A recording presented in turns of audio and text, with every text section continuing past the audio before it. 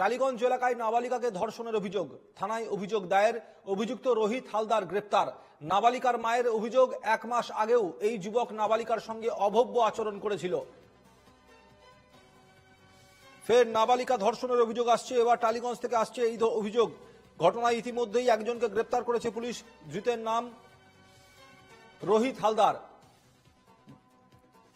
নাবালিকার পরিবারের লোকের অভিযোগ, দীর্ঘদিন ধরেই এই যুবক ওই নাবালিকাকে উত্ত্যক্ত করছিল, বেশ কয়েকবার অভব্য আচরণও করেছিল এই যুবক ওই নাবালিকার সঙ্গে। সুস্মিত মজুমদার সরাসরি রয়েছেন এই মুহূর্তে আমাদের সঙ্গে। সুস্মিত, নাবালিকাকে ধর্ষণের অভিযোগ উঠল রোহিত হালদার নামে একজনের বিরুদ্ধে, গোটা ঘটনায় এখনো পর্যন্ত শেষ আপডেট কি রয়েছে?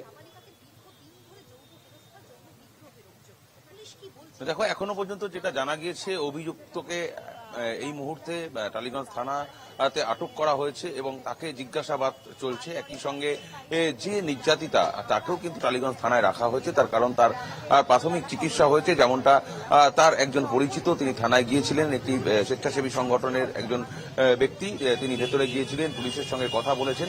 যেহেতু পক্সো আইনে মামলা রুজু করা হবে বলে মনে করা হচ্ছে এবং সেই কারণে কিন্তু সমস্ত বিষয়টাই গোপন থাকবে। অর্থাৎ এখন দেখার বিষয় রয়েছে যে নির্যাতন তার ফাঁসি হয়, তার ফাঁসির দাবি চাইছে এবং যাতে এরকম ধরনের ঘটনা, নারকীয় ঘটনা আর না ঘটে তারা চাইছেন এই পরিবারের লোকজন যারা রয়েছেন এবং তারা যাতে এরকম ধরনের ঘটনা, নারকীয় ঘটনা আর না ঘটে তারা চাইছেন এই পরিবারের লোকজন যারা রয়েছেন এবং তার আত্মীয় স্বজন যারা রয়েছেন তারা এসেছেন থানার সামনে। একটু কথা বলার চেষ্টা করব যারা এখানে আছেন, তার আত্মীয় স্বজন যারা রয়েছেন এখানে, প্রচুর লোক তারা এসছেন তার এই থানার সামনেই। তারা অভিযোগ যে করেছে, অভিযোগ দায়ের করা হয়েছে, তাদের অভিযোগ কারোর দায়ের করা হয়েছে, তাদের অভিযোগ কারোর নেওয়া হয়েছে কিনা দায়ের করা হয়েছে, তাদের অভিযোগ কারোর নেওয়া হয়েছে কিনা। এই যে ঘটনা ঘটেছে, কি বলবেন? এরকম কি হয়েছে এবার তারপরে আবার যখন হয়েছিল, আমরা যখন জিজ্ঞেস করছি যে কে করেছে, তখন ওই ইশারা ভাই বলে যে গোগা, ছেলেটা গোগা বলে, গোগা কাপড় ব্লাড দেখে, ওনার মা ব্লাড দেখে তখন বলছে কি হয়েছে বল, সত্যি কথা বল। তখনও বলেছে যে আমাকে ওই গোগা বলে করেছে। কি চাইছেন? আমরা চাইছি যে ও শাস্তি হোক, ও শাস্তি হলেই আমরা খুব খুশি হব। এই যে এরকম ঘটনা ঘটছে কলকাতা শহরে, এর আগেও শোভাবাজারে ঘটেছে, আজকে আপনাদের এখানে ঘটেছে, আমরা তো চাইছি শাস্তি হোক।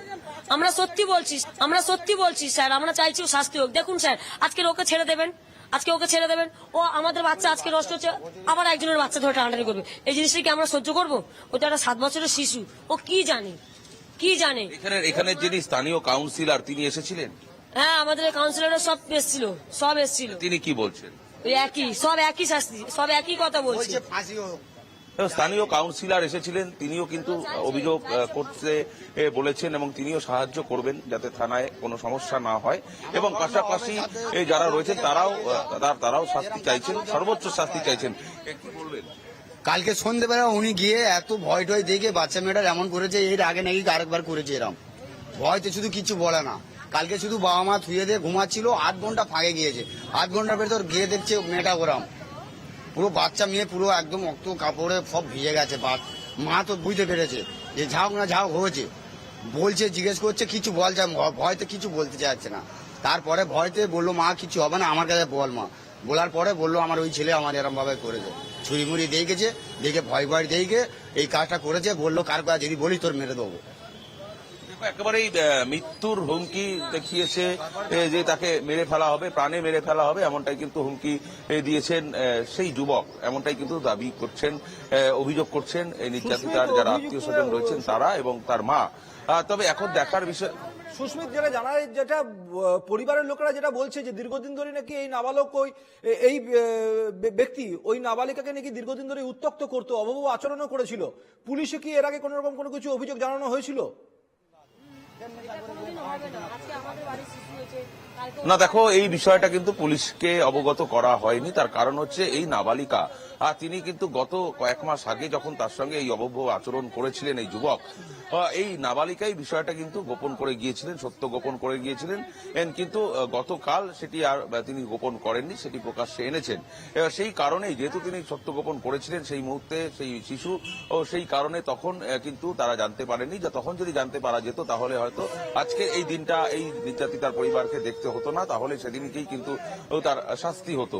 ও আজকে যখন যেমনটা কিন্তু এই আত্মীয় স্বজন যারা রয়েছে, তার প্রতিবেশী যারা রয়েছে, তাদের কাছ থেকে যেটা জানা যাচ্ছে যে এই ঘটনা ঘটার পর আর কিন্তু তারা জানতে পেরেছে যে অতীতে তার সঙ্গে এরকম ধরনের ঘটনা তিনি ঘটিয়েছিল, কিন্তু তার আগে যদি তারা জানতে পারতো তাহলে হয়তো এই যে আজকে যে ঘটনা ঘটেছে সেই ঘটনা কিন্তু আর ঘটতো না। এমনটাই কিন্তু এই পরিবার এবং তার আত্মীয় স্বজন যারা রয়েছেন এবং এলাকার লোকজন যারা রয়েছেন তারা এমনটাই কিন্তু দাবি করছেন। বেশ, ধন্যবাদ সুস্মিত।